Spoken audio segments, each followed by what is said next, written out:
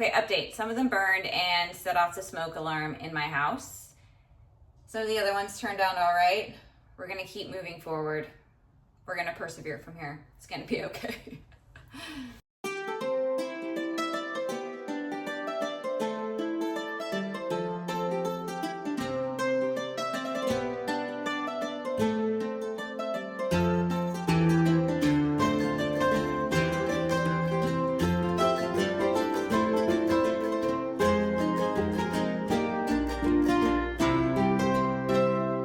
Welcome back to Teresa Figures It Out, making all of the Greatest British Show bakes. This series is proving to be a handful. It's actually very stressful trying to figure out when to do all these and to get the special ingredients. It's really rewarding though too, to make all this stuff that I've never made. Check out my other videos in this series.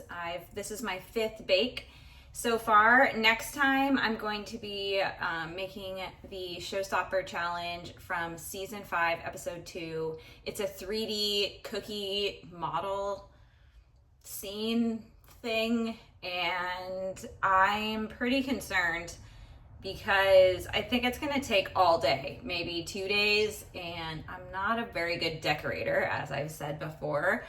That's not a skill that I thrive in. Oh, we'll see how that one turns out. Would love for you to come back and see my other series as well. I just walk into a grocery store and find an ingredient I've never made and make it. And also one where I'm trying to make all of the meals I've ever saved on all the different platforms and different paper sources and screenshots. Today, from season 5, episode 2, I'm gonna be making the technical bake, which is actually Mary Berry's Florentine cookies. I have the recipe here. It is one of her fancy biscuit recipes. This recipe posed a few challenges for me because there were a lot of ingredients that we don't have in the US. The first one was golden syrup. I had to actually order that online. The next was candied peel.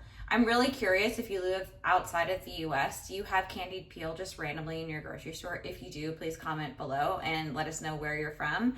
I had to make my own candied peel, and I'm not even sure what kind of peel, so I made orange peels, but I'm hoping it's not supposed to be lemon peel or lime peel. I have no idea, but I had to make those.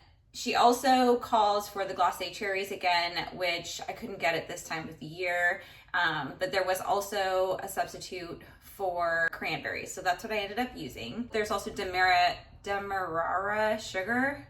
Yeah, that's probably not how you say that, but however you say that, demerara sugar. I couldn't find that either. I have seen that around in our grocery stores, but for whatever reason, I just couldn't find it. I know that the closest substitute is raw sugar, so that's what I have. I'll be using those ingredients and we'll see how it works out. We're gonna get started here. Let's figure it out. The first thing that we need to do is to get our oven preheated. It's 350. I'll go ahead and do that. Next, we're actually going to make kind of a caramel, I guess. We're going to be putting in a pan some butter, the demerara sugar, and golden syrup. We're gonna get that going in a pan and get it melted.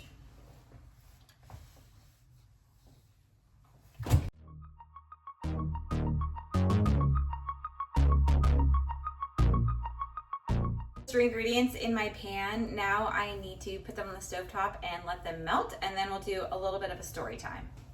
While that is cooking down, if you've seen any of my other shorts, I have a short where I talk about a family recipe that we always have for Super Bowl here in the United States. So Super Bowl, if you're not from the United States, is American football. It's the championship. And I'm a Seattle Seahawks fan. We were in the Super Bowl this year and we actually won. It was so exciting. To be honest, I haven't been the best fan this year or the last couple of years. There's definitely been years when I've been super into it and I've watched every single game, just like white knuckling it the whole time. But for whatever reason, over the last couple of years for both baseball and football, I just haven't been able to like fully commit myself. I'm a very sensitive person, and with job hunting and all the other personal things that we have going on, I just literally cannot take it. But we're so excited. We've been to the Super Bowl 4 times. We've lost 2 times, and now we've won 2 times. And we always feel like we have a chip on our shoulder, like we don't get any respect. So It was just really great. And we live close enough to the city that as soon as the game was over, we were able to pile all of our kids in the car and drive down to the city and just be around all of the people. It was really incredible. That's the second time that we've done that. The other time we did that, our oldest son was a baby. I'll put the footage for both of those things in.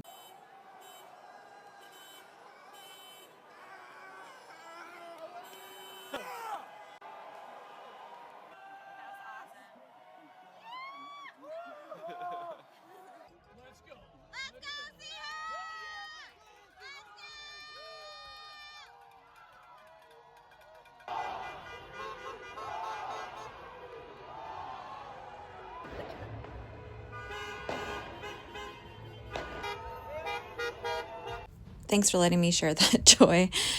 This is what my golden syrup mixture is looking like after it cooked down. I'm going to work on gathering the rest of my ingredients and getting them into this pan. I need flour, the dried cranberries finely chopped, the candied peel finely chopped, the almonds, and walnuts. So again, with the candied peel, this is what I got out of it. I'm going to go ahead and put in a video right now of me making it last night. They took a long time to make, honestly. It was like an hour and a half long process, but they do taste delicious. The first thing I did was wash my orange and then peel it, making sure to try to get that dark orange piece, not the white pith. And then I cut my peel into pieces. Then you have to boil your peel several times and then rinse it and then boil it. And then you're gonna add your simple syrup and let it boil again for about an hour. After drying, you coat them in sugar, and here they are.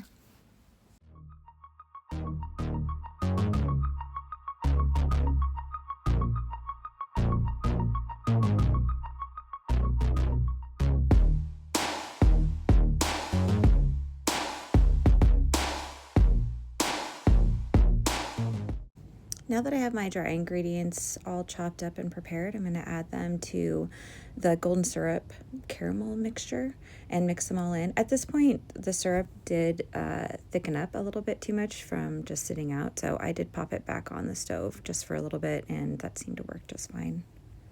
So now I need to get this into 18 servings. I'm going to weigh it out, I think, so that way I can make sure I'm getting 18 cookies out of this.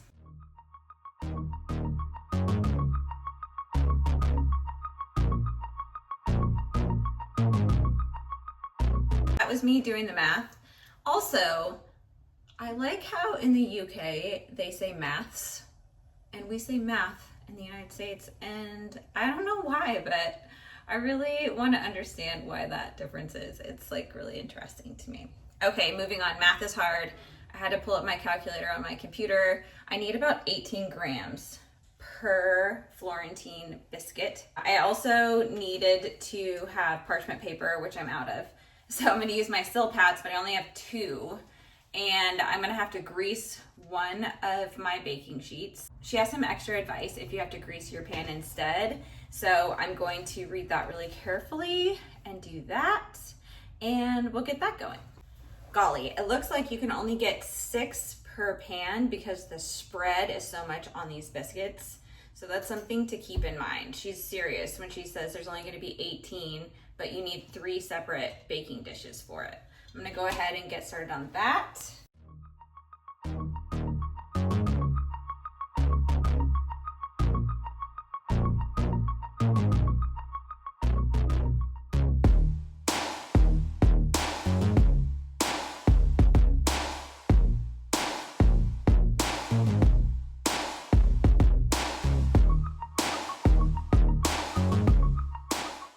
Okay, that was not so bad. I did pretty well with my measuring and my math. You do want to bake these for 8 to 10 minutes, and they're supposed to have a lacy texture. I think they're going to spread a lot, and then you really want them to kind of not be, you want them to be about the same size. You want that lacy, uneven texture around the end. As far as I understand, I've never had these before. I have no idea, just from what I've seen on the show. I'm going to go ahead and pop these in the oven, and we'll see what they look like when they come out. All right, update. Some of them burned and they set off the smoke alarm in my house.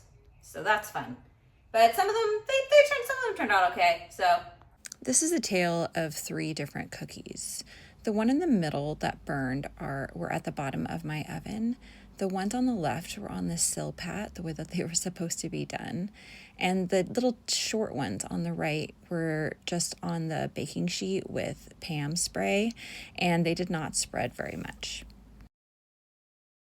I guess I didn't explain what I was doing here when I was making this part of the video, but I am measuring out my chocolate, and then I set it over a double boiler, so there's water simmering below that, and then just a glass bowl. I need to get the temperature up to 127 degrees Fahrenheit in order to temper the chocolate, and then I'm supposed to add cold chocolate into it so I can get the temperature back down to 79 degrees.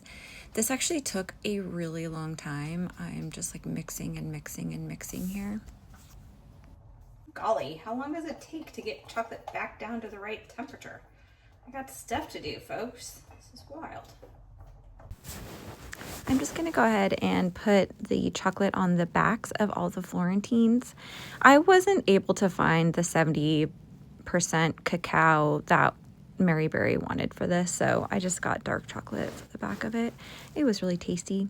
Now I'm putting in the fork marks, the little swiggles on the back. It just adds like this really, I don't know, really nice, like it's done kind of quality to it. I finished them and was able to mark these off my list. Yay! Okay, these have had some time to cool down and they're ready to try. I really hope they're delicious because I smoked out my kitchen and I had to make my own candied orange peel, so they really better be worth it. Some of them are burnt for sure, and they are definitely not the same size, but some of them look really cute. Some of them look really good, so let's give it a try.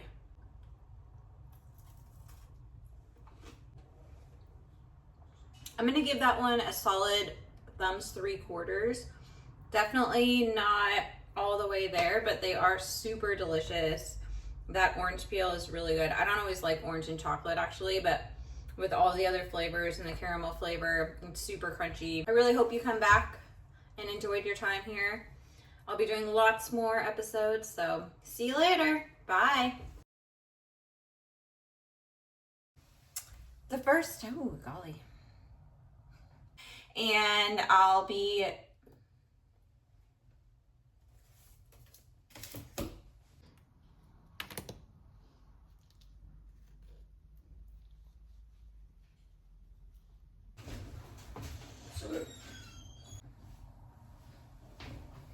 this recipe, oh golly, gee, okay, oh golly, here we go. It looks like, okay.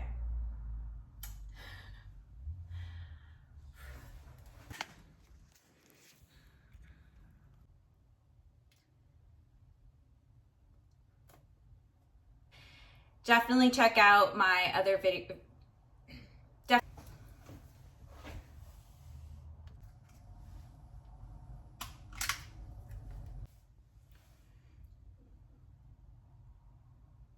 And she has some extra ingredients, or some